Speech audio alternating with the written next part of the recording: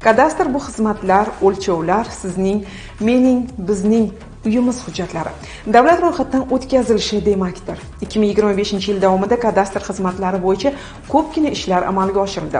Xizmatlar bo'yicha kelib tushgan har bir ariza qonunchilik talablari asosida bir necha bosqichda tekshiriladi. Yer maydoni, hujjatlar va huquqiy asoslar o'zaro solishtiriladi.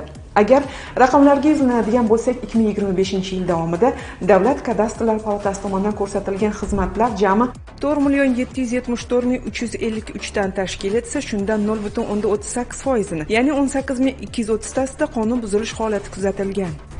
Bu masala palata rahbariyati tomonidan jiddiy nazoratga olinib, o'sha vaqtning o'zidayoq natijali choralar ko'rilishi boshlangan. Jumladan, Davlat kadastrlar palatasi tomonidan tegishli buyruq hamda chora-tadbirlar ishlab chiqilgan va unga ko'ra o'tkazilgan tekshiruv natijalariga asosan tuman, shahar filiallari tomonidan arizalarni asossiz rad etish holatlari aniqlandi va ularga nisbatan palata raisining tegishli buyrug'i bilan 348 nafar kadastr muhandislariga jarima jazosi, 498 nafar muhandislarga hayfsan, 89 nafar xodimlar bilan mehnat shartnomasi bekor qilingan. Bundan tashqari, o'z ishida sustkashlikka yo'l qo'ygan 196 nafar bosh muhandislarga va 52 nafar boshqarma mas'ullariga intizomiy jazo choralari qo'llanildi.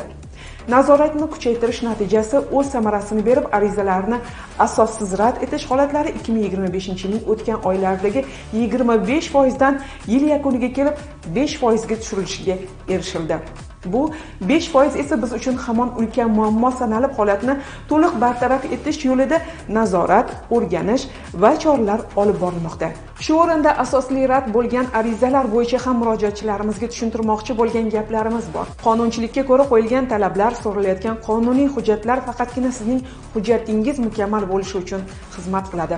Bu tartib xizmatni murakkablashtirish uchun emas, balki mulk huquqlarini aniq va qonuniy rasmiylashtirish uchun qo'llaniladi. Zero kadastr tizimi aniqlik, tartib va huquqiy himoyaga xizmat qiladi. Shuningdek, kadastr jamoatchilik uchun doimo ochiqligini, savol va murojaatlar bilan 1097 yagona aloqa markazimizga murojaat qilishingiz mumkinligini bildiramiz.